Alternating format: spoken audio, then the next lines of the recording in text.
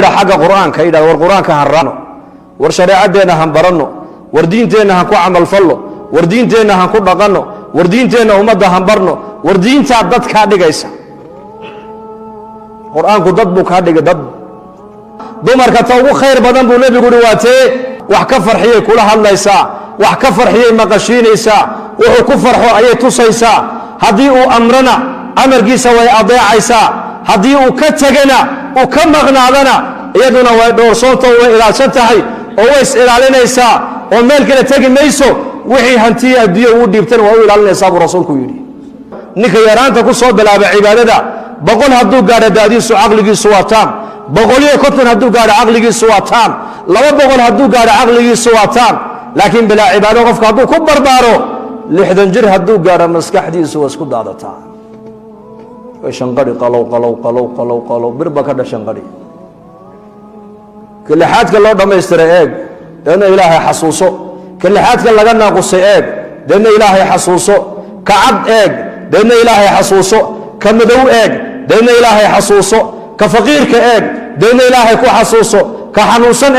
لأن إلهي كو حصوصه كأوبت كالسي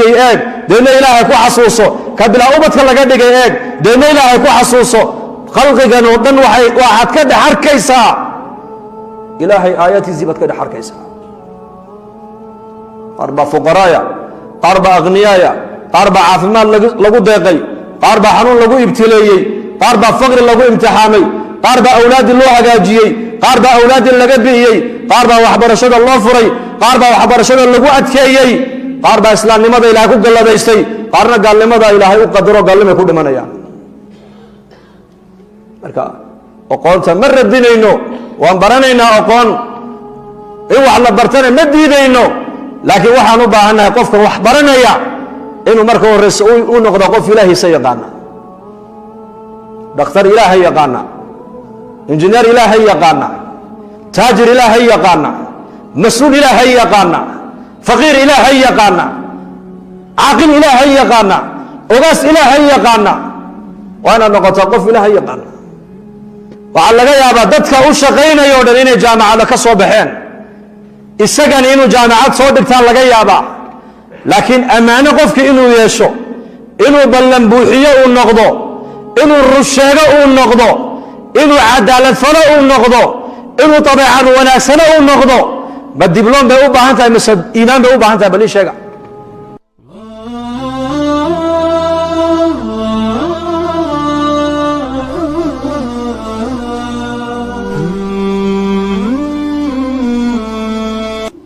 الحمد لله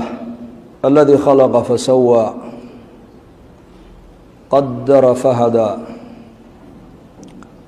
وأشهد أن لا إله إلا الله وحده لا شريك له وأشهد أن سيدنا ونبينا محمدا صلى الله عليه وسلم عبده ورسوله وصفيه وخليله المبعوث رحمة للعالمين بين يدي الساعة بشيرا ونذيرا وداعيا إلى الله بإذنه وسراجا منيرا أما بعد فأعوذ بالله من الشيطان الرجيم لو أنزلنا هذا القرآن على جبل لرأيته خاشعا متصدعا من خشية الله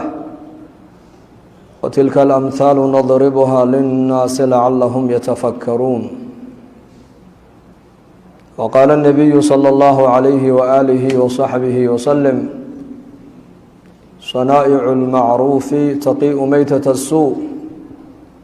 وصدقة السر تطفئ غضب الرب وصلة الرحم تزيد في العمر أو كما قال صلى الله عليه وسلم الحمد لله كلغن كهدلايا كلا هدلايو انتو waxaan u baahanahay ma aragtaan inaka ilaahay u baahan ilaahay inaka u baahan diinta islaamkana inaka u baahan kalluunka noloshiisa ilaahay wuxuu dhaxgeliyay waa biyaha dhaxdooda weeyaan haduu biyaha ka dhaxbaxo uu dhimanaya bani aadamkana cizigooga sharaftooda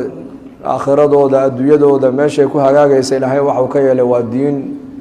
hadday diinta islaamka dadku ay ka dhex baxaanna way dhimanayaan. marka kulligeen innakaa u baahan ilaahay, innakaa u baahan salaadaan tukanay, innakaa u baahan diinta inaan maqallo oon isku baraarujinno oon ka wada hadallo, innakaa u baahan. rasuulkeennii udgoonaa calayhi الsalaatu wassalaam ibn mascuud radia allaahu canhu ayuu ku yidhi qur-aanka dusheeda ku akhri. waa nebi maxamed calayhi الsalaatu wassalaam ayaa ardaydiisii ka mida ka dalbanaya qur-aanka inuu dushiisa ku akhriyo. marka cabdillaahi bnu mascuud radia allaahu canhu wuxuu yidhi aqra'u calayka wacalayka unzil yaa rasuula allah, ma adaan dushaadan qur-aanka ku akhriyaa, qur-aanku aduuba kugu soo degee. waxau nabigeenu calayhi الsalaatu wasalaam uu ugu jawaabay inii uxibu an asmacahu min hayrii, qur-aanka waxaan jecelahay inaan dadka kale ka dhegaystee dusheeda ku akhri buu nebigu yihi calayhi الsalaatu wasalaam. qur-aankuna waa wacdigii ilaahay, waa bayaankii ilaahay tabaaraka wa tacaala uu khalqigiisa u jeediyey weeyaan.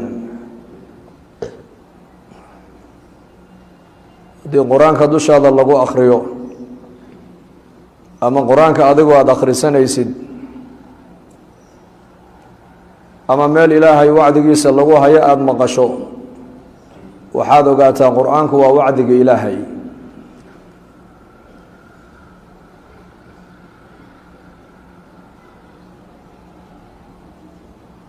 waa wacdi, waa bayaan, waa balaaq. hada balaagu linnaas waliyundaruu bihi waliyaclamuu anamaa huwa ilaahu waaxidu waliyadakara ulu lalbaab.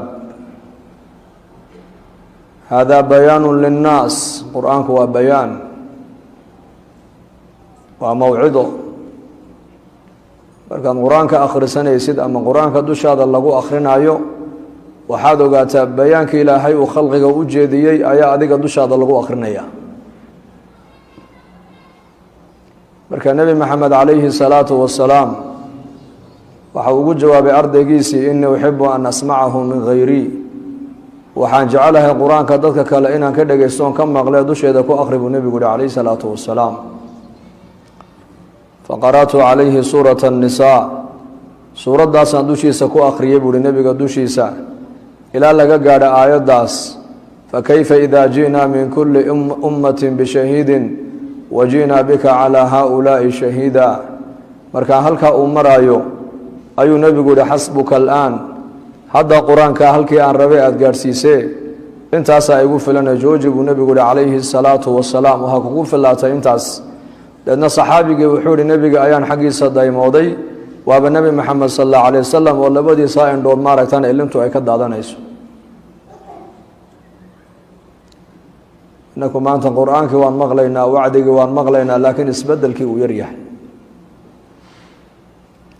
aayad qur-aan oo nebi maxamed calayhi الsalaatu wasalaam dushiisa lagu joojiyey ayaa nebi maxamed uu la ilmeeyey. fakayfa idaa ji'naa min kulli ummatin bishahiidin, xaalku sidee buu ahaan doonaa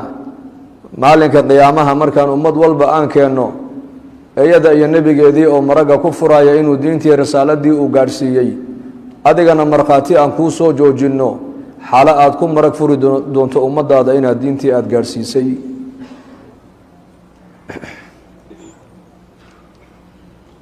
ana nebigeenu calayhi الsalaatu wasalaam qur-aanka ayuu tadabburayay, qur-aanka ayuu ka fikiraya. qur-aanka markuu akhrisanayana uu ooyi jiray. oo caaisha radia allaahu canha waa tii tidhi salaata leylka markuu nebigu tukanayo rakacad keliyuu nebigu ku tukanaya suuratu lbaqara iyo ala cimraan iyo suuratu الnisaa. sarajooga dheeridiisa ayaa nebigu lugihiisu ay bararayeen. deedna markaabay ku tiri lima tasnacu hada yaa rasuula allah, yaa rasuul allah maxaa sida naftaada aad ugu kalifaysaa ilaahay adiga macsuum buu kaa dhigo dembigii horena waa kaa dhaafay kii dambena waa kaa ilaaliye markaabuu nebigu ugu jawaabo wuxuu ku yidhi afalaa uxibu an akuuna cabdan shakuura miyaanan jeclayn inaan ahaado aniguna addoon rabbigiisa ku shukrinayo ku mahadnaqaya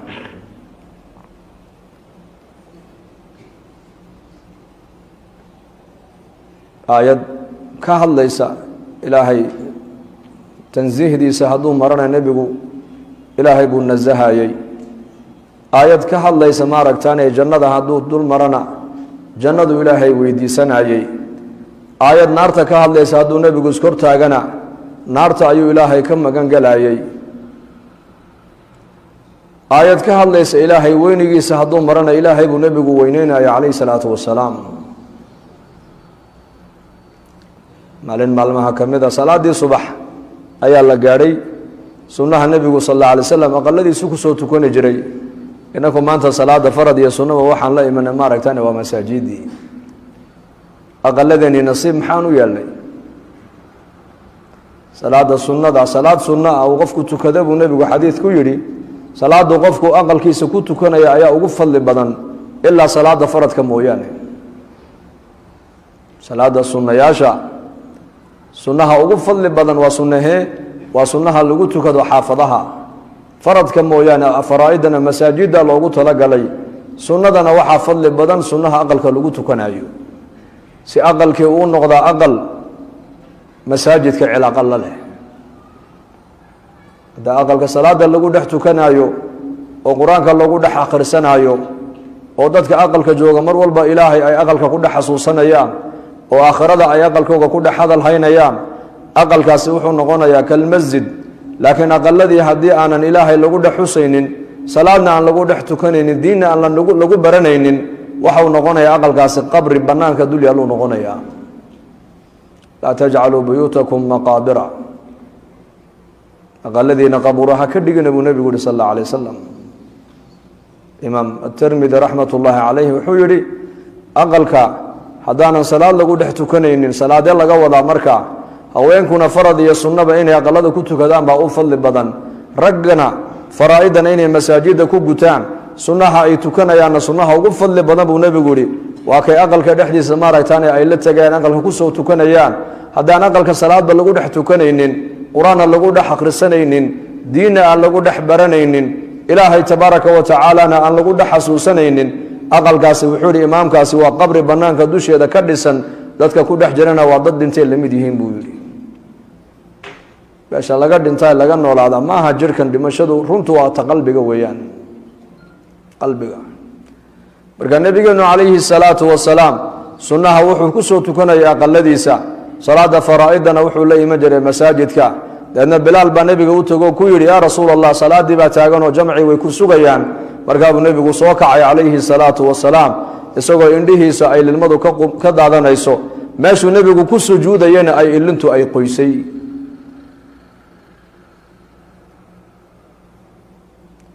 deedna markaabuu nebigu ku yidhi yaa bilaal xalay toole aayadahan qur-aanka ayaa dusheeda ku soo degay weylun liman qara'ahaa walam yatafakar buu nebigu yihi sal alla alay wasalam aayadaha ninka akhriya ee aanan tadabburin ee aanan ka fikirin ee maskaxdiisa aanan ka shaqaysiinin uu hoogay buu nebigu yihi uuna khasaaray qofkaasi awaakhir suuratu ali cimraan soo ma ahayn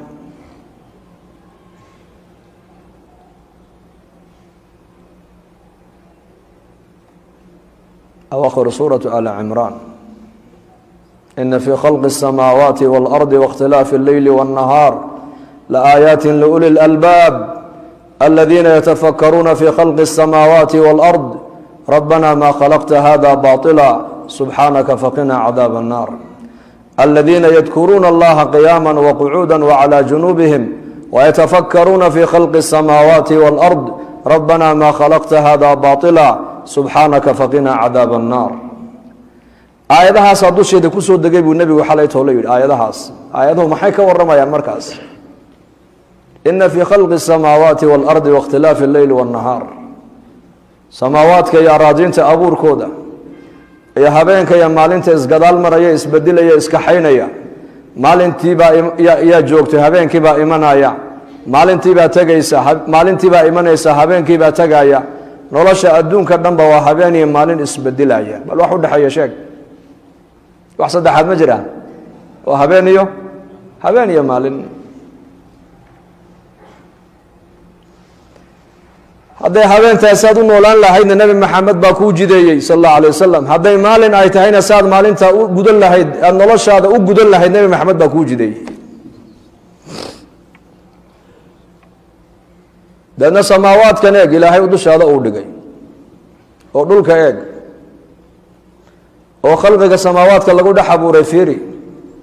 deedna ilaahay xasuuso yadkuruuna allaha qiyaama waqucuuda ilaahay bay xusayaan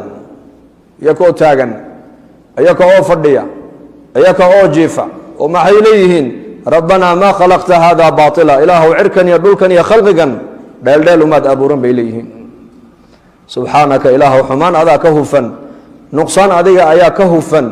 ee faqinaa cadaaba annaar ilaahu cadaabka naarta naga dheeray oo naga badbaadi bay ku ducaysanayaan 24 saacadood ee ku soo maraysa bal saacad walba hal saaco saacadiiba hal mar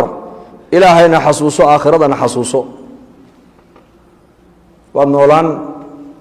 meeshaad ka noolaanaysid qalbiga noqona ogow meesha dadku ay ka dhintaan ama ay ka noolaadeen waa qalbiga marka natadabbar waa inaan ilaahay xasuusanaa mar walba afalaa yatadabbaruuna alqur'aana am calaa quluubin aqfaaluha qur-aanka maysan fiirinayn baa ilaahay leeyahay mise qulubtooda ayaa qafilan oo qur-aanku muxuu ka warramayaa naba-u maa qablakum buu ka warramayaa waxalli wixii inaga horreeyey nebi aadan abuurkiisii ilaa joogadaada maanta adduunyada wixii dhacay buu qur-aanku ka warramayaa waalkhabaru maa bacdakum waxalli waxa adduunka inaga dambeeya dabadeed gadaasheenna iman doona ayuu qur-aanku ka warramayaa waalxukmu maa baynakum ininka dhexdii nebigu leeyahay waxay aad xukun aad dhexdiinna uga baahnaydeen hadday tahay xaqa walaalka aad ku lahayd hadday tahay xaqa jaarkaaga aad ku lahayd hadday tahay xaqa aabbahaa kugu lahaa hadday tahay adigu xaqa waalidka aad ku lahayd hadday tahay mas-uulku raciyadda xaqa ay ku lahayd hadday tahay raciyaddu mas-uulka xaqa uu ku lahaa qur-aankaa waxaasoo dhan ba ka warramaya huwa alfaslu laysa bilhazli waa fasl waa xukum ilaahay xaggiisa ka yimid ee kaftan qur-aanku iyo dheeldheel ma galo akhriskiisii waa cibaado eegiddiisii waa cibaado ku dhaqankiisii waa cibaado barashadiisii waa cibaado bariddiisii waa cibaado fidintiisii waa cibaado xukunkiisii waa cibaado man camila bihi ujr ninka qur-aanka ku camal fala ajar baa ilaahay uga qoraya waman xakama bihi cadal ninka qur-aanka ummad ku xakumana u cadaalad falay waman dacaa ilayhi hudiya ilaa siraatin mustaqiim waman qaala bihi sadaq ninka yidhahda qur-aankaa sidaa yidhi run buu sheegay waman dacaa ilayhi hudiya ilaa siraatin mustaqiim ninka dadka ugu yeedha xagga qur-aanka yidhahda war qur-aanka han raacno war shareecadeenna han baranno war diinteenna han ku camalfalno war diinteenna han ku dhaqanno war diinteenna ummadda han barno war diintaa dad kaa dhigaysa qur-aanku dad buu kaa dhigay dad waman dacaa ilayhi hudiya ilaa siraatin mustaqiim ninka dadka qur-aanka xaggiisa ugu yeedhaa dariiqii mustaqiimka ku dhacay baa iyuu nebigu yuri sal alla alay wasalam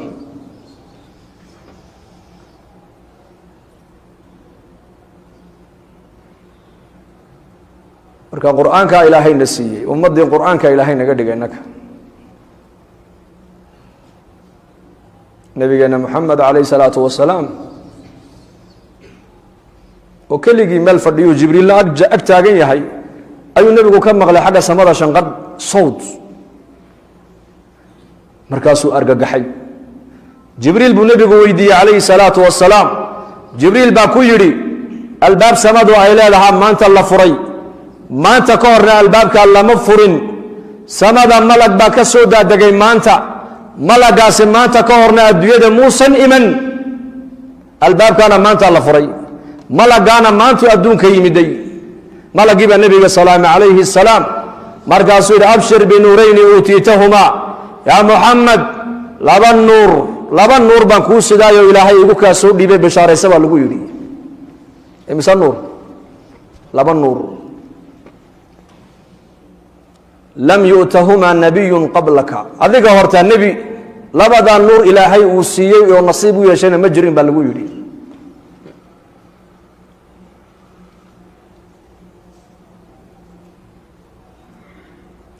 khawaatima suurati albaqara wa suuratu alfaatixa labada aadood ee albaqara ugu dambaysa ama suuradda albaqara awaakhirkeeda iyo suuratu alfaatixa waa laba aayadood waa laba ilaahay uu nebi maxamed uu ka siiyey khasaa-inta carshiga hoosteeda taalla intoo la furay baa nebiga looga soo saaray qur-aankii kariimkood malaa'igtu ay soo wadaan ayaa laga daba keenay dabeedna markaasaa baytulcizi la dhigay malab ayaa si gaara intuu nebi maxamed ugu yimiday labadaa u keenay oo kule abshir binuurayni uutiitahumaa bishaarayso laba nuur baa ilaahay igu kaa soo dhiibo adiga lagu siiyey adiga hortaa nebi nasiib u yeeshay in la siiyeyna ma jirin waa labadee khawaatima suurat albaqara iyo suurat alfaatixa weeyaan xaraf ka mida ilaahay baahidaada xaraf ka mida ilaahay kuma weydiisatid khayr adduunye iyo khayr aakhira waxaad doonaysid ilaa ilaahay waa kuu aqbalaa ducada waa lagu siiyaaba lagu yidhi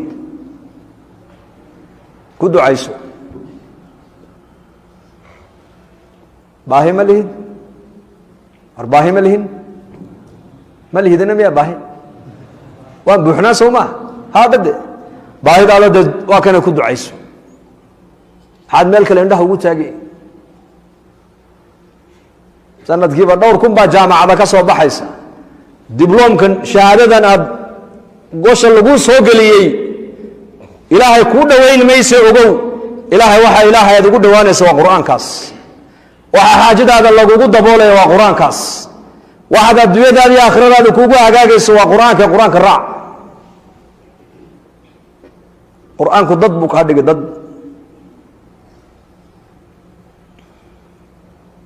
xaraf ka mida baa nebiga lagu yidhi ilaahay tabaaraka wa tacaala kuma baridid oo baahidaada ilaahay uguma sheegatid ilaa hee wixii khayr adduunye iyo khayr aakhiro aada ilaahay weydiisateed ku alla beraday labadaa xuruuftooda xaraf ka mida aad ilaahay ku barido ilaahay ducada waa kaa aqbali waa lagu siin baa nebiga lagu yidhi sala allahu calayhi wasalam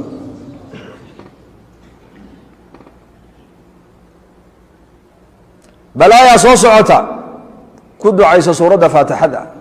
ilaahay ku bari noloshibaa cidhiidhi kugu noqotay suuraddaa ku bari ilaahay ku ducayso muraad baad leedahay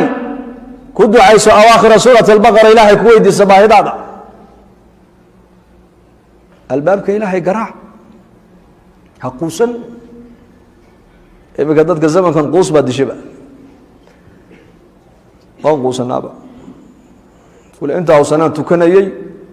waxba iima biirayaan way kuu biirayaan ducadaad ducaysatid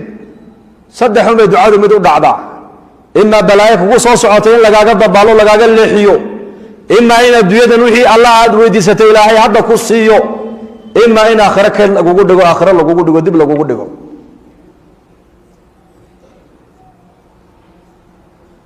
fa qur-aankeenaan markaa dib ugu noqonaynaa insha allah dhahda qur-aankeenaan baranaynaa qur-aankan tadabbur iyo tafakur ku akhrisanaynaa saxaabada rasuulka radi allahu canhum qur-aankaas ayay ku raaceen imaam bay ka dhigteen qur-aanka imaam dhaqan hadday tahay cibaado hadday tahay akhlaaq hadday tahay tarbiyadda awlaadda hadday tahay sida mujtamaca loola dhaqmaya hadday tahay sida qoys loola dhaqmaya hadday tahay qur-aankaabay raaceen iyo axaadiista nabigeena sal alla alay wasalam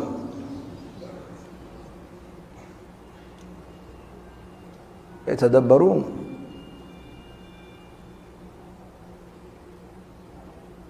cumar bnu khadaab allah raalli ka noqdo aad buu qur-aanka u fiirsan jiray moogtahay مسكيتك النبي عليه الصلاة والسلام وهابين صوغلين ساعده دمبه أمير إسقوة لأنه مسؤولة وأمدا كم مسؤولة وعبادتي فرائضها هيد انتو مال ساري ولي بكود دالايا إنو نوافشنا ولي مادو مسؤول هبانكي بحود هبانكي هدان سيحدنا حق إلهي يقول هابان ضيعيا مالكي هدان سيحدنا حق أمد يقول هيد بان ضيعيا بولي markii la arkay Umar ibn Khattab oo miskiidka nabiga markuu fariistaba hurdu dhaca hurdada ayaa ridaysa ya amir al-mu'minin wadaashay saxaba lagu yiri markaasuu habeenkii hadaan seexdo xaqi umadu igu lahayd badaya xaqi ilaahay igu lahaban dayacaya laana mu'minku habeenkii ilaahay buu la munaajoodaa ilaahay buu bariyaa maalinkii hadaan seexdana buu yiri xaqi umadu igu lahayd ban dayacay buu mas'uul إلى هذا الحد عبادتي سهبينكي إلى سنة يبوها هبين هذا كمدو صوق لمساجد النبي صلى الله عليه وسلم وحوار كير شابة وقيام الليل كأتاقنا القرآن ككرو قادايا والطور وكتاب مسطور في رق منشور والبيت المعمور والسقف المرفوع إلى لقى قال إن عذاب ربك لواقع إلهي ودارنا كورن دارتي مركي دعبي وحو إلهي لي إن عذاب ربك لواقع آيات عمر مركو مغلبا ليدي بلكو كدعي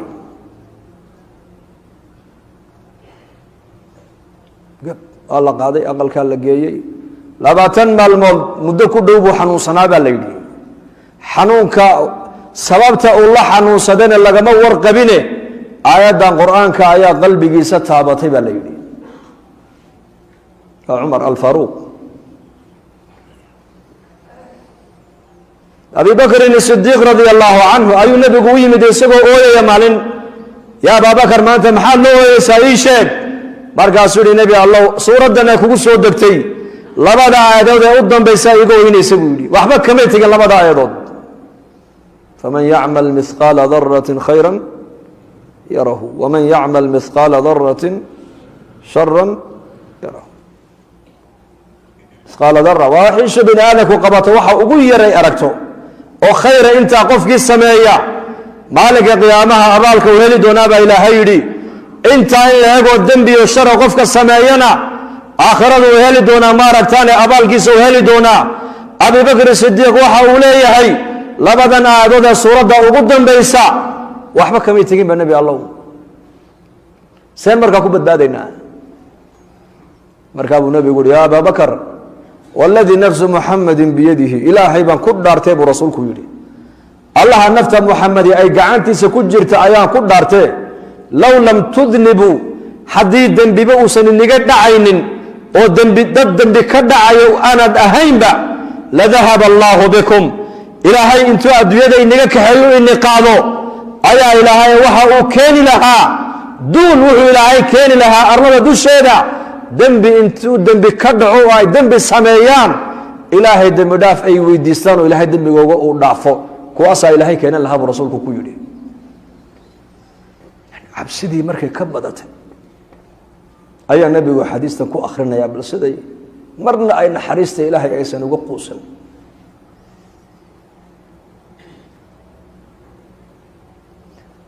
وحلي وحي الدنيا دوشي هذا كأركان ورن آخرة بك دحركين يكو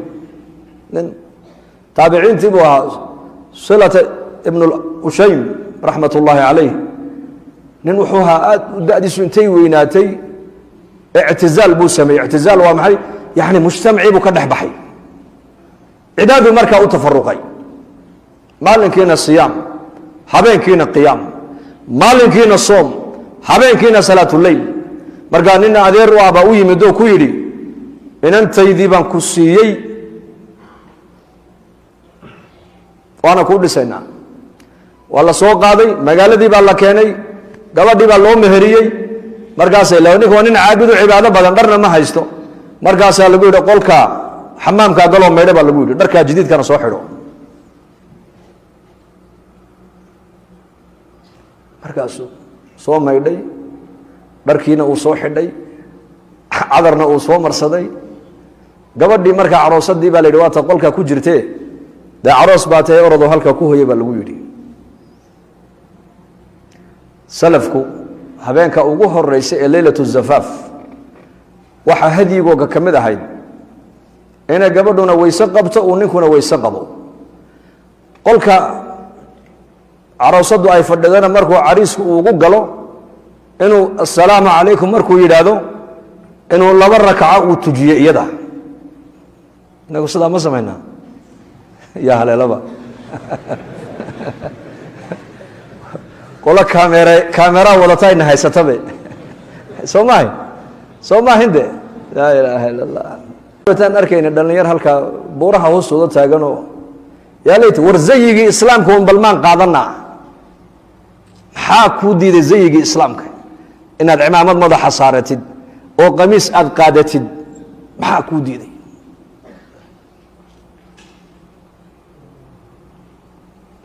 sunnatu caada, xataa caadadeennii waxaad moodaa inay maalinba maalinta ka dambayso ay ka sii dheeraanayaan dhaqanka islaamka. leylatu zafaaf saxaabada rasuulka iyo dadkii wanaagsanaa 2 rakacay iyuu ninku reerkiisa uu tujin jiray. waxay ka dhigan tahay maanta laga bilaabaa mas-uuliyaddii aabbaha iyo hooyada saarnayd anaa kala soo wareegay noloshaada, adduunyadaada iyo aakhiradaada anaa kuugu imaama. anna waxaan diyaar u ahay bay ka dhigan tahay ilaahay taacaddiisa iyo taacadda nebi maxamed inaanu kugu hogaamiye sidaa 2 rakaca aad iigu daba tukatay haddeetooda aniga ii daba joog bay ka dhigan tahay. sidaasay ka dhigan tahay.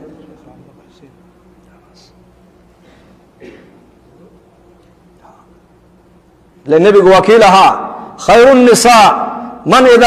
idaa nadarta ilayha saradka waidaa amartaha aطaacadka waidaa gibta canha xafidadka fii nafsiha wamaa laka. dumarka ta ugu khayr badan buu nebigu uhi waatee waata marka uu ninkaygu daymoodo ka farxisa buu rasuulku yidhi. hadduu la hadlo hadal wanaagsan bay kula hadlaysaa, hadduu eegana way ka farxinaysaa, wax ka farxiyay kula hadlaysaa, wax ka farxiyay maqashiinaysaa, wuxuu ku farxo ayay tusaysaa. haddii uu amrana amarkiisa way adeecaysaa, haddii uu ka tegana uu ka maqnaadana iyaduna way dhowrsoontoo way ilaashan tahay oo way is ilaalinaysaa oo meel kale tegi mayso. wixii hantiya adduunya uu dhiibtana waa u ilaalinaysaa buu rasuulku yidhi. marka 2 ragcadood ee sunnaha gabadha habeenka la tujinayo waa hadyigii saxaabada, waa hadyigii salafka. waxay ka dhigan tahay haddeetoola adiga anaa kuu imaama, ana taacadda ilaahay iyo taacadda nebi maxamed baan kugu hogaamine sidaas salaada aan imaamka kuugu ahaa maanta laga bilaabaa noloshaada anigaa kuu imaamay daba joogsay ka dhigan tahay. marka salaada la tujiyo ayaa waxaa sunna ah halkaa fooda in la qabto. fooda ducadee lagu akrinaya allahuma inii as'aluka khayraha wa khayra ma jubilat calayha, soo mahayn khayra ma jubilat calayh waacuudu bika min shariha wa shari ma jubilat calayhi. waxay ka dhigan tahay waxaa ducada macnaheed waa maxay? ilaahow haween gabadhan khayrkeedana waan ku weydiisanayaa, khayrka aad ku abuurtayna waan ku weydiisanayaa, sharkeygana waan kaa magan galay, sharka aad ku abuurtana waan kaa magan galay. halkaa fooda maxaa loo qabanayaa? fooda waxaa ku taalla bay culimmadu leeyihiin waa daakirada qofka bini aadanka, xasuusta. waa meesha laga xasuusto tan maxaaskaagiiba mise waa hooyada. haddaad kala garan weyda ka waran labada soo khatar maaha. wamaa min daabatin ilaa huwa aakhidun binaasiyatiha. lidalika ilaahay qur-aanka waa kii lahaa uma radadnaahu asfala saafiliin ila aladiina aamanuu. dadka cibaadada ku koray ee salaada ku barbaaray ee masaajidda ku barbaaray ee daacadda ilaahay ku barbaaray maskaxdoodu marna isku daadan maysa baa ilaahay yidhi. 100 hadduu gaadho ninka yaraanta ku soo bilaaba cibaadada 100 hadduu gaadho daadiisu caqligiisu waa taam, 150 hadduu gaadho caqligiisu waa taam, 200 hadduu gaadho caqligiisu waa taam. laakiin bilaa cibaado qofka hadduu ku barbaaro 60 jir hadduu gaadho maskaxdiisu waa isku daadataa. shanqadhi qalow bir baa ka dha shanqadhi uma radadnaahu asfala saafiliin baa u taalla lidaalika habeen ka horeysa gabadha halkaa in la qabtaa sunnaa markaa ninkii labadii rakaca markuu kacay iyadna ay daba joogsatay say laba rakaca ugu jireen salaadii fajar baa loogu eedaamay innakana ka warrama habeenka caroosada la soo hooyo dumarka ku yar hadha ayuu caroosku raagsadaa ayuu leeyahay war kuwan khayrkooga allaha badiye bay kaa soo baxaana soo saa maahide maa sha allah laba rakacadood buu habeenkii oo dhan ninkaas taabiciga Salat ibn Ushaym raxmat ullaahi calayh siduu ugu jiray ayaa salaadii fajar loogu eedaamay iyaduna waa gabadh caabidada bay ahayd oo saalixad oo sidiisa oo kale una at-tayyibaatu lit-tayyibiin wat-tayyibuuna lit-tayyibaat ilaahay baa qur-aanka ku sheegay nin dhalinyaro ah ayaa nin sheekha u yimid oo ku yidhi sheekh gabadh wanaagsan oo dabeecad fiican oo diin fiican ayaan rabaaye sideen ku helaa ii sheeg buu ku yidhi markaa sheekhii baa ku yidhi adigu haddaad noqotid addoon ilaahay oo wanaagsan addoonta ilaahay oo wanaagsan ilaahay baa kugu keenay adu wanaagsanow soo gabadh wanaagsan ma doonaysid haa gabadh diin leh addunya mataac wa khayru mataaciha almar'atu asaalixa soo nebigu ma odhan nolosha adduunyadu waaba raaxo yar raaxada yare adduunyadana waxaa helay buu nebigu yidhi ninka ilaahay uu ku hagaajiyey gabadh wanaagsan oo diin leh soo ma doonaysid inaad hesho gabadh wanaagsan oo wanaagsan haa haddaba adu waa inaad noqotaa addoon ilaahay oo wanaagsan marka ninka nin wanaagsan buu ahaa ilaahay waxa u keenay gabadh wanaagsan oo habeenkii dhannaa salaata leylki iyaduna aanan odhan aadaankii fajarkaa dhacay uu ka baxay aqalkii ila almasjid subaxdiiba haweenkii baa u yimid caroosadii bal waran waana la ogaa ninkan inuu yahay nin caabudo suufi oo aan u jeedinba dumar markaasay ku tidhi salaadii aan gallay baa ka baxnay tidhi aadaankii fajarka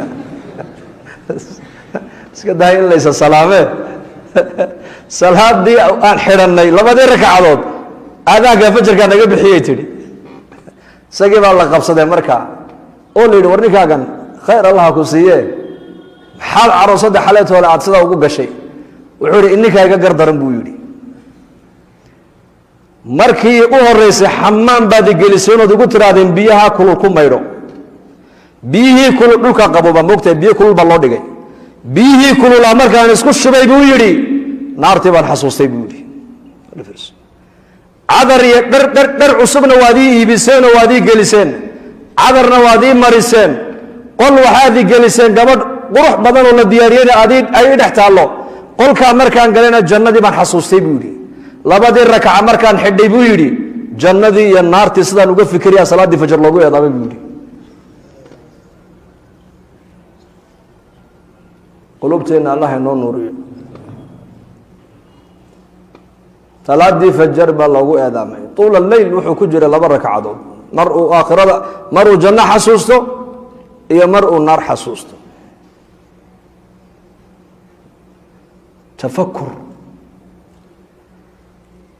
tafakkaruu fi makhluuqaati illaahi soo mahayn xadiiskii walaa tatafakkaruu fi lkhaaliqi fatahliku buu nebigu yihi sal alla alay slam makhluuqaadka ilaahay eega buu nebigu yidhi daadna ka fikira buu nebigu leeyahay calayhi salaatu wasalaam laakiin ilaahay daatadiisa ha ka fikirina haddaad ilaahay ka fikirtaan oo tidhahdaan ilaahay isaga ayaa sameeyey waad halaagsamaysaa buu rasuulku yidhi lanna shaydaankaa ku odhanaya kan ayaa abuuray allah khalqiga ayaa abuuray allah kan kale ayaa abuuray allah marka u dambaysa shaydaanku wuxuu ku odhanayaa ilaahayna isagana ayaa abuuray markaa waxaad tidhahdaan buu nebigu ilaahay ka magan gala shaydaanka waxaad tidhahdaan laa ilaaha ila allah dhahada waxaad akhristaa suuradda ikhlaaska akhrista lidaalika nebigu waa kii lahaa makhluuqaadka ilaahay ka fikira buu nebigu yihi calayhi salaatu wasalaam laakiin ha ka fikirin ilaahay daatadiisa makhluuqa ilaahay ka fikir waa maxay ka lixaadka loo dhammaystiray eeg deedna ilaahay xasuuso ka lixaadka laga naaqusay eeg deedna ilaahay xasuuso ka cad eeg deedna ilaahay xasuuso ka madow eeg deedna ilaahay xasuuso ka faqiirka eeg deedna ilaahay ku xasuuso ka xanuunsan eeg deedna ilaahay ku xasuuso كأوبت كالسيء إيج دينا إلهي كو حسوسه كبلا أوبت كاللقى ديك إيج دينا إلهي كو حسوسه خلقي كانوا ودن واحد كده حركيسا إلهي آياتي زيبت كده حركيسا إلهي آياتي زي كم من البشر با إلهي أبور قاربا فقرايا قاربا أغنيايا قاربا عافمان لغو ديقي قاربا حنون لغو ابتليي قاربا فقر لغو امتحامي قاربا أولاد الله هجاجيي قاربا أولاد لغبيي قاربا وحبرشد الله فري قاربا وحبرشد لغو أتكيي قاربا إسلام لماذا إلهي كو قال ديستي قارنا قال لماذا إلهي قدروا قال لما يكون منايا قار عقلي با إلهي سي قارنا عقلي إلهي كان قاضي قار لحاتك الله دميستري قار لحاتك با لغا ناقصي ما أركان ما مغلان ما هلان قار بانا السعور وقال وجيفة قار با أقون كستيليهين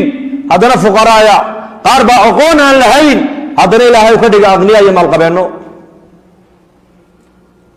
قال لدينا المددك أقون تلا أقوم مال بدن مسددك أقون تلا اللهين يا أركو أقول عق بدن ما الجامعيين تقول عق بدن مسددك عن جامعات صودقا أكيد جواب ده dadka waxba soo dhigan baa ugu dhaqaalo badan dhalinyaro arday aan arkay oo markaa bir sheekh jaamacadayna waan dhamaynay shahaadooyinkii waan haysanaa shaqana ma hayno dhalinyaro aad u fikray buu ahaa wuxuu cilmigaaga la eegi maayo zamankana ciddaa tahay baa la isweydiiyaa buu marka horeysaba Soomaaliya la qabiil baa lagu halaagay markaasaan idhi diblomkan aqoonta aad baratay waa gooni arsaaqaduna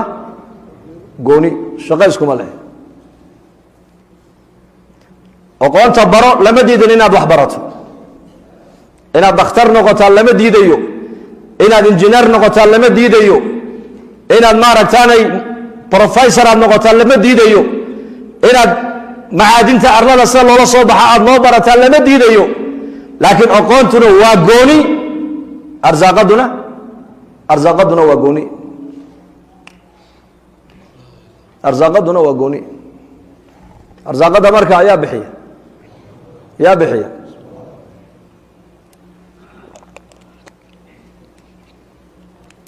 أحبار الشغل براني سيد يا أرزاقدنا هذه علاقة كما حيسي أقول هبين المهير بقولي الله بعتن هبين وجري على شويدي ومرحلة لها ومرة والنبي يقول شيء أفرتك قرب والنبي يقول نطفح أفرتك دحانة والنبي يقول علقة وحنجر يروديقة أفرتك كل حاجة والنبي يقول وصلت يروهيلبا لأن بقولي الله بعتن كمر كوج جرو أي ملك الله سودي بالروح ده أولي ده كو أفوف هبين قاسة أفر شيء المها على شكل الله قرأ أفر شيء أرزاقات دي هبين قاسة الله قرب والنبي يقول أنتوا عنا يوم أجشيسينا هبين كاس الله قري مالين تودي منايو لا بيدي دقمتكو وهانينا هبين كاس الله قري أهل النار أهل الجنة متكو هنا هبين كاب الله قري برسولك صلى الله عليه وسلم كوصل لي رسولك أرزاقات هذه هبين كاب الله قري أنت يتعين إلهي وكاقريي أنت تدوية كل ولانا سهبين كاب الله قري أنت تجيري سنة ولا كاقريي بل كور رمسدين ولشو أي نقول لهيد haddii ilmo kasto inoo dhalanaya uu noo dhalan lahaa asaga oo taariikhda uu dhimanayana halka ugu qoran tahay seen nolosha noqon lahayd balka jawaaba oday baa inaan ku oran lahaa adeer de mabruuk waan maqlay inay wiil aad ku curatee adeer waa mabruuke laakiin 2022 bisha 22 igu dhimanayaaba ku qoran buu maxaa la sameyn lahaa balka warraba taariikhda dhimashada laga qariyay baa raxmadaba walow 100 sano kadib haddaan lagu qori lahayn inaad dhimanayso oo halkaa kaaga qornaan lahayd walwali walbahaari murugba ku sii dili lahayd laakiin ilaahay waa kariim uu kaa qariyey siduu cajashaada u qariyey ayuu arsaaqadan ilaahay kugu qariyey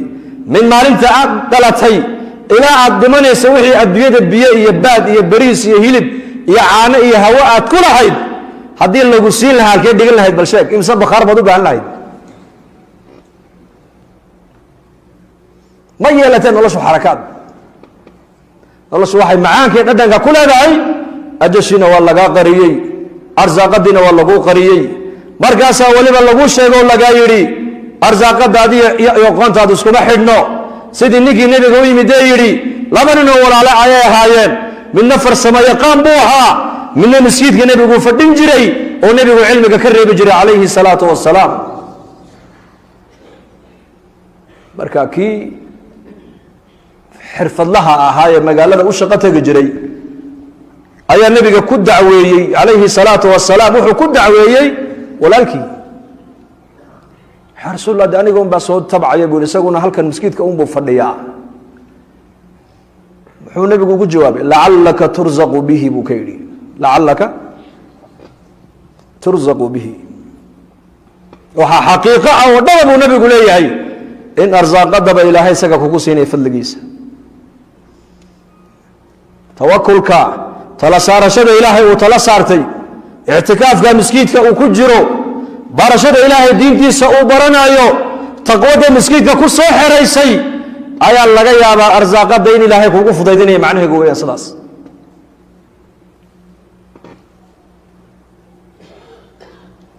marka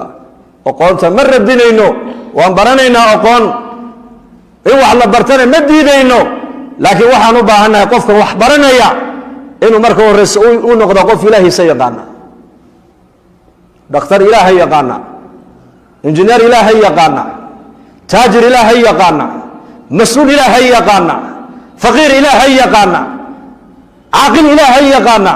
ogaas ilaahay yaqaana waa inaad noqotaa qof ilaahay yaqaana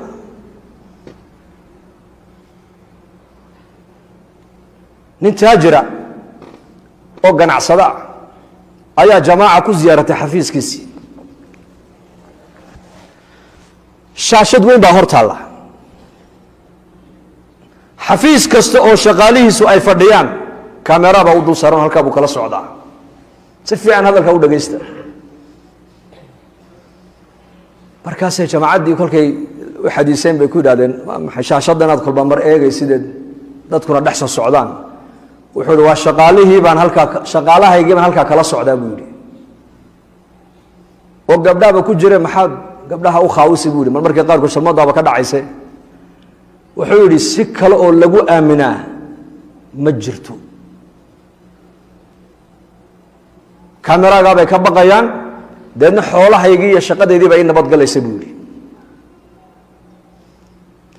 ninka dadkaa muxuu ka aaminsan yahay markaa u shaqaynayo oo dhan waa tuug inay way idhacaan kameraaga waxaan u wada duldhigay waa in xoolahaygu ay ii badbaadaan saasuu ka aaminsan yahay soo maha inte muxuu ka aaminsan yahay waa tuug qof la aamini karaa ma jirto mid baa mid sidaa ku yidhi dadka maanta wax la aamini karaa maba jira buu yidhi kaad meel u dhiibtaba uu ku dhacayaa buu yidhi ayib shaqaalihiisii qof ka mida ayaa maalin isagana meel lagula kulmo markaasaa lagu yidhi maalin baan sarfiiska kugu soo maray yaad u shaqaysaa shirkaddaa baan ka shaqeeyaa imse sanaa ka shaqaysaa 7 sano lacag muxuu ini siiyaa intaa maalintaad shaqada bilowday ilaa 7 sano lacagtaadu ma intaa unba ha waa intaa oo nima biiriyo sanad kasta wuxuu nagu yidhaahdaa waa nii biirin noomana biiriyo ballan kasta sanad walba ballan buu noo qaadaa ballanna ma ilaaliyo waana beenaale bay yidhahdeen iyo kii shaqaalihii waxay isaga ka aaminsan yihiin waa beenaala ninkaasi isagii iyaka wuxuu ka aaminsan yahay waa tuug haddana ninkii maalin dambaan aragnay bal waranoo ma fiicantoha shirkaddii way kacdo waan xidhay buu yidhi maxaad u xidhay wax dad aan aaminaan weynay buu yidhi khalaas dadkii ammaano male buu yidhi waxaa laga yaabaa dadka u shaqaynaya o dhan inay jaamacada ka soo baxeen isagani inuu jaamacad soo dhigtaan laga yaabaa laakiin ammaano qofki inuu yeesho inuu ballan buuxiyo uu noqdo inuu rusheego uu noqdo inuu cadaalad falo uu noqdo inuu dabeecad wanaagsano uu noqdo ma dibloom bay u baahan tahay mise iimaan bay u baahan tahay bal ii sheega iiga jawaaba qofku inuu run sheego noqdo uu ballan buuxiye uu noqdo ballan ilaaliye dabeecad wanaagsane cadaalad sameeye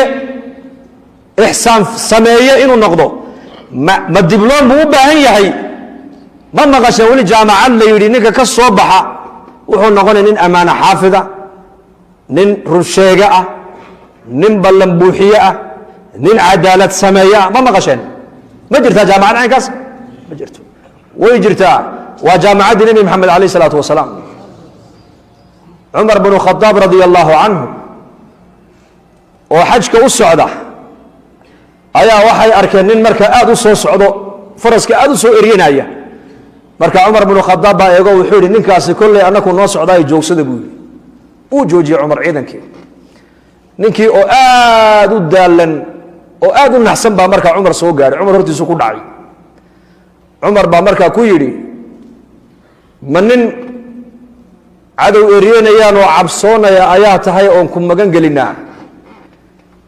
mise nin dayn lagu leeyahay oo daynkii bixin kari waayey oo u baahan in la caawiyo ayaa tahay mise nin naf bini aadana soo gooyey oo xaqdarro ku soo dilay baa tahay markaasuu intaa midna mayhi buu yidhi waxaan ka imide buu yihi basra ayaan ka imide basra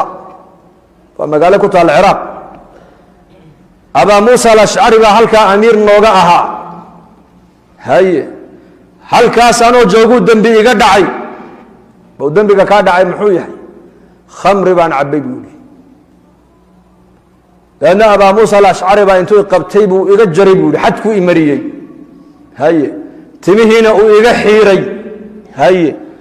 farasna intuu igu qaaday buu magaaladii basre i dhex mariyo wuxuu yidhi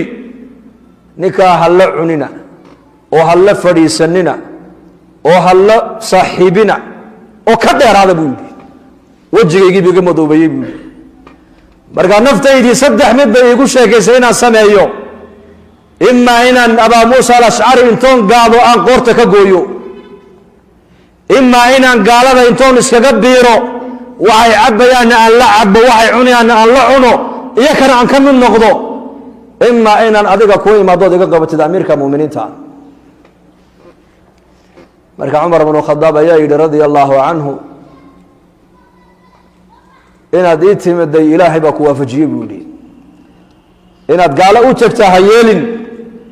inaad abaa muusa alashcari isagana intood aad u dhumata aad dishaana ha yeelin mar haddaad aniga isoo gaadhay buu yidhi aniguna arrintaada haddaan shaqo ka qabanaya bu hawsha waan qaban buu yidhi warqad buu qoray warqadda nin kale cumar uma dhiibin isagiibuu warqadda ugu dhiibay isagii ku dheh amiir almuminiina cumar agtiisaan ka socdaa uu ku soo salaamayey waxaad ku tidhaahdaa haddaad amiirkaagii aan ahay warqadday ku qoran tahay oo xaqa aan kugu leehay abaa muusa alashcari oo aad qadarinaysid warqadda ninkaa uu kuu keenay dhegayso qaabil buu ku soo amray uu soo noqday ninkii cumar weliba ninka ma sii dayn faras buu siiyey lacag buu siiyey dhar buu siiyey kolkuu muddo welibana uu hayey ayuu yidhi haddaba imika soco u tag basre ayuu markaa ugu yimid abaa muusa alashcari oo khudbadaynaya markaasuu amiirkii muminiinta cumar baa i soo diray ajiib istaagay uu ku soo salaamayey warqadaana wuu soo dhiibay akhrisa buu ka yidhi warqaddii buu akhristay ninka faraskaaga saar magaaladii aad la dhex martay marka hore la dhex mar waxaad ku tidhaahdaa la fadhiista la cunteeya la saaxiiba waa walaalkiin uu toobad keenay toobaddu addoonka ilaahay bay ka dhaxaysaa wixii horeen hadal iga dhaco o dhanna waan ka noqday ee walaalkiin ma aragtaani cafiya anna waan cafiye dheh abaa muusa alashcariyi radia allaahu canhu sidii amiirkiisu uu ku amray buu yeelay halkii intuu ninka ugu yimid uu madaxa ka dhunkaday faraskiisii buu saaray magaaladii uu sidaa usoo dhex mariyey waa walaalkiin uu toobad keenay cumar bnu khadaab buu u tegey cumar buu fariintaa inooga soo qaaday walaalkiin la cunteeya oo la fadhiista oo la saaxiiba oo la sheekaysta oo la noolaada waa taa dadnimadu mas-uul ilaahay garanaya dhakhtar ilaahay garanaya injineer ilaahay garanaya professor ilaahay garanaya maalqabeen ilaahay garanaya faqiir ilaahay garanaya abaa hurayra radia allaahu canhu gaajo daraaddeed buu masjidka nebiga marka salaada laga dareero ayuu iridda nebigu uu ka baxayuu ku dhici jiray ninka reer miyiga ee magaalada madiine ku cusub ayaa intuu isku dultaaga odhan jiray war maad waalan tahay meesha ka kax markaabuu odhan jiray ma waali abaa hurayra wuxuu leey waali maa waxaan la jiifee gaajaan la jiifaa buu yidhi cumar baa ii yimiday markaasaan cumar ku yidhi aayadda qur-aanka halkaa aayadda qur-aanka halkay ku soo degtay cumarow markaasuu abaa hurayra wuxuu yidhi marka cumar aayadda qur-aanka aan weydiinayey garasho la-aan igama yahayna waxay iga ahayd cumar wejigaaga intuu soo fiiriyo gaajada wejigaaga ku taalla intuu eego ha garto oo ha ku yidhaahdo abaa hurayra gaajaa ku hayse kaale ila soo xeraado ila soo cashee imuu fahmina aayaddii buu iiga jawaabay buu yidhi halka ku soo degtay haddana abubakar baa yimid abubakar waadna bal aayadda iiga jawaab halkay ku soo degtay abubakarna ima garanoo ima fahmina aayaddii buu iiga jawaabay buu yidhi waa abaa hurayra baahi baa haysa 3 maalmood iyo 3 habeen afkiisa cunto ma gelin haddana abibakar iyo cumar inuu baahi u sheegta buu ayuu ka qarsanaya inagana abaar oonan iman baa dadku abaar sii sheegaan waxay noqotay gaajadii wax lagu baayac mushtaray moogta soo maaha inte soo maaha xanuunka waaga dhawata la buunbuuninaya adduunka la sheegsheegaaye mashruuc gaalow inakaba naguma socdoba xanuunkaas naguma socdo cuquubo meel kale ku socota haddaad u yeedhata ka waran adigu halkii beryihii hore dadku odhan jireen balaayo markay maqlaan meleblayo balaaya ku dhacday ayaa laga alla beri jiro o la odhan jiray balaayo baydh iminkana maanta maxaa la leeyahay balaayo soo baydh xanuunka annaka intaabuu nagaga dhacay intaabaa ka bogsatay intaabaa u dhimatay maxaad ka sheegi muminku balaayo ma sheego muminku nicmadda ilaahay buu ka sheekeeyaa wa amaa binicmati rabbika faxadith nicamta laga sheekeeyaa balaayada lagama sheekeeyo balaayada waa la qarsadaa haddaad balaayo kugu dhacday aad ka sheekaysid waxay ka dhigan tahay nin ilaahay ka cabanayoo leh ilaahay baa waxaa uu dhibaato igu sameeyey ayaa iga qabta ayaa ilaahay kaa qaban war mahayeed baa ilaahay kaa qaban bal sheeg muminku balaayada ma sheego abaa hurayra gaajadiisii cumar uma sheegin abibakarna uma sheegin uu qarsanayey laakiin wuxuu balsiiro farsamo leh ayuu wejigaaga un bal kolkay eegaan ha kaa dareemaan oo ha ku yidhaahdaan abaa hurayrow marka horeba ahlu sufaad ahayde oo magaalada madiina qareen iyo qarabo kumaad lahayne waad gaajootay ibna mari ha ku yidhaahdaan iyo kiina may fahmin walaakiin nebi maxamed calayhi salaatu wasalaam markuu nebigu igu soo baxayba halkaasuu nebigu ka fahmay halkaa buu ka fahmay yaa abaa hurayra kaale caawa aniga ila soo cashee buu ka yidhi kaale ila soo cashee koob caanuu nebigu ugu yimid reerkiisii koob caanaa maxaa yaalla koob caanaa ku yaalla nebi allow yaa abaa hurayra masjidkii ku noqo ahlu sufiyoo dhan inoogu wadeen caawa caanaha inala cabaane waa koob caanaa abaa hurayra nebi maxamed hadalkiisa maya ma odhan karo laakiin niyaddan ka idhi buu yidhi koobkan caanaha adigoonba kugu fiicnaaye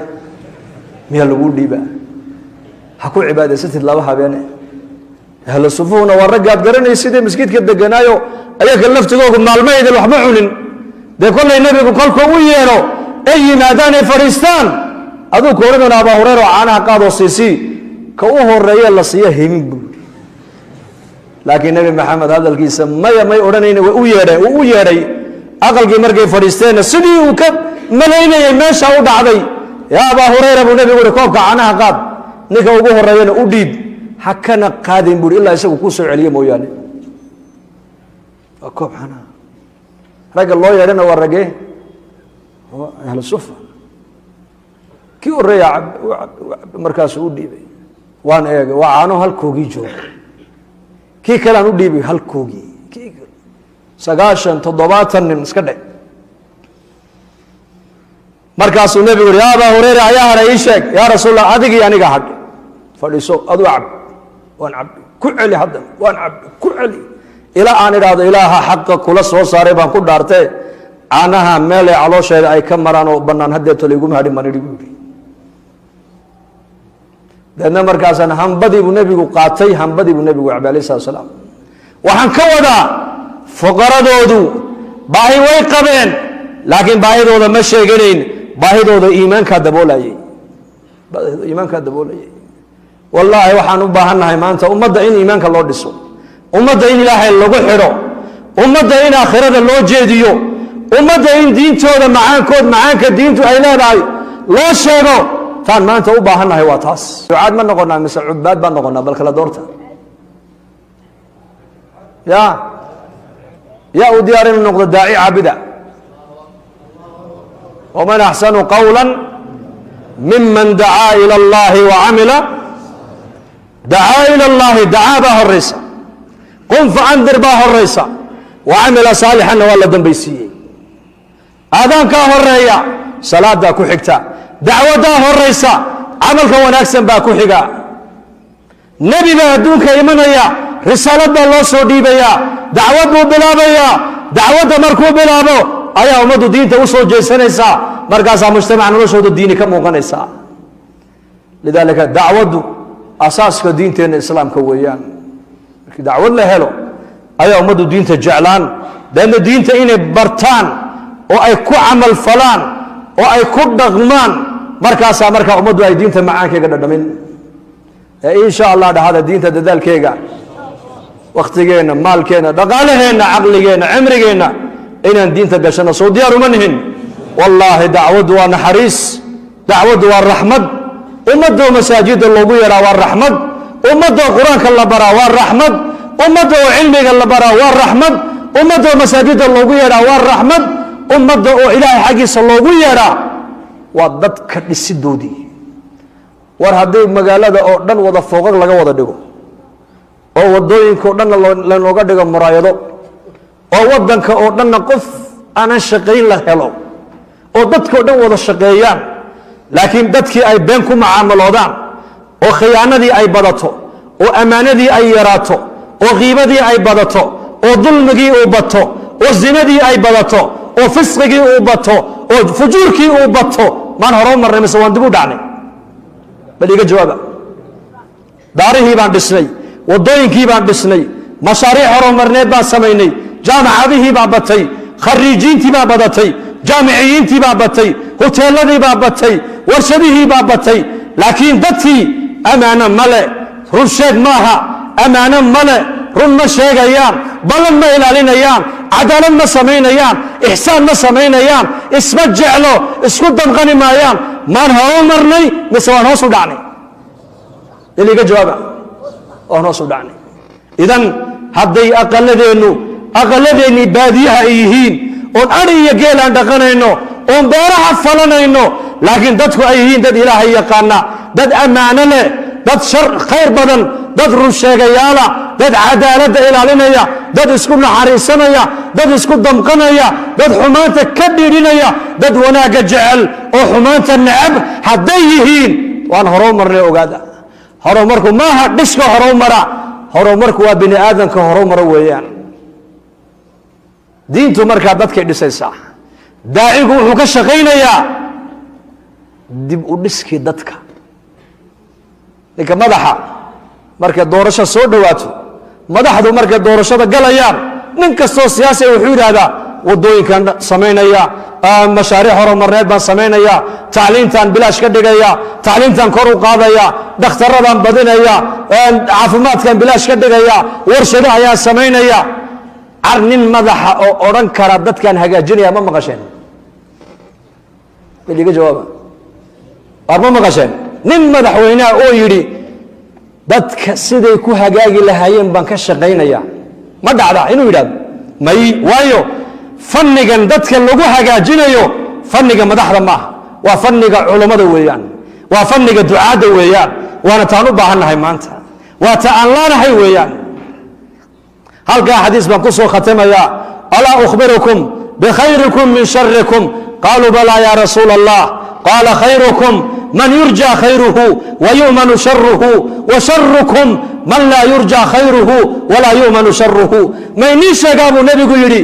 kiina iniigu khayr badan iyo kiina iniigu shar badan.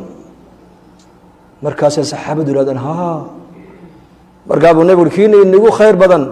waa ninka khayrkiisa la rajeeyo, sharkiisana ummaddu ay ka nabad gasho. khayrkiisa see khayrkiisa loo rajeeyaa? ilmahaagiibaa maalan ilmo yar wax ku dhiftay, markaasaa tiri war ilmahaygiibaa maanta ilmo yaroo kala cawiray, oo ilmaha ayaa dhalay, odaygii hebel hebel baa dhalay. markaas odayga ahaa war odaygaas waa oday helulkhayra, waa oday miskiina, waa oday macquul ah, waa oday ixsaan badan, marna isfahmi waayi maysaan, waa nin la isfahmo, waa nin cafis badan. anigay beri arrinna dhex marto arrintii si khayr loo wanaagsan buu ku dhameeyey. war ninkaa nin shar laga filanaya maahine khayr baa laga filanaya, inoo geeya. kaasay nigu khayr badan buu nebigu yidhi. ka kalena waa kae khayrkiisa aanan la rajayn. ma ilmahaagiibaa ilmihiisa wax gaadhsiiyey? haa. ilaahay baad leedahay. kaabay arrini kaa gashay miya? haa. ilaahay waxa kaa siiyo, ilaahay baad adiguna leedahay. war ii raac oo bal ninkana dhexdhexaadi laysma fahmaba. kaas waa nin tiisa unay la quman tahay, garna ma gasho garna kama baxdo, sharkiisana ilaahay baan ka magan gallay. waa miaal yani xadiiskaasi eeg, waa xadiis xasan ah. dadka khayrka badan le nebigu sidaasuu sheegay, iyo dadka sharka badan leh. marka haddaan diinta ka shaqayno, dadka khayrka badan leh ee khayrka jecel, ee ixsaanka badan, ee dulqaadka badan, ee wanaagga jecel, ee cafiska badan ayaa mujtamaceenna ku badanaya. haddaan diinta iyo dacwadda ka shaqayni weyno, iimaanka hoos u dhadhacaya, taqwadaa yaraan, alla ka baqaa yaraan, deedna markaa waxaa kor maraya dadkii khayrka badnaa, waxaa ka badanaya dadke kafadda miisaanka. taariku salaaga xaggan haddii la saaro maanta iyo dadka salaada ilaaliya iyo ma badan, iyo ma badan. war kafadda tee culus, taariku salaaga cuslaanaya soo maa? kafadda khayr, dadka khayrka badan leh iyo dadka sharka badan leh maanta mujtamaceen ayaa ku badan meel walba caalamka. waxa maxaa keenay? waa ka shaqayn la-aanta aan diinta ka shaqayni weynay ayaa dadnimadii hoos u dhacaysaa, hoos adduunyadiina kor baa u socotaa maanta. marka ilaahay kuwa diinta ilaahay u dadaala, ee barta, ee ku camalfala, ee ka shaqeeya, ee ilaahay khayr ugu khatimo, allah inaga yeelo. soo diyaar ma nihin insha allah. dembigeenna allah ha dhaaf, dembiga waalidiinteenna allah ha dhaaf, diinta allah inoo macaaneeyo, maralkeenna allah ha shaafiyo, mowtaadkeenna allah u naxariisto, amni iimaanka allah inoo ziyaadiyo. dad badan oo walaalaheenoo muslimiina ayaa ducadoon ah oo muraado leh, mid walba muraadkiisa oo macsi ilahan ilahay gacanta midig ha ka siiyo. dad badan baa xanuun ka cabanayo, meel walba nooga soo duceeya le. wixii xanuunsan caafimaad sariic allah ha siiyo, wixii kurbasana kurbada allah ha ka faydo, amni iimaankana allah inoo ziyaadiyo, muslimiinta meelay joogaan muwaafiqiin midnimana allah ha siiyo. sala allahu calaa sayidina muxamed.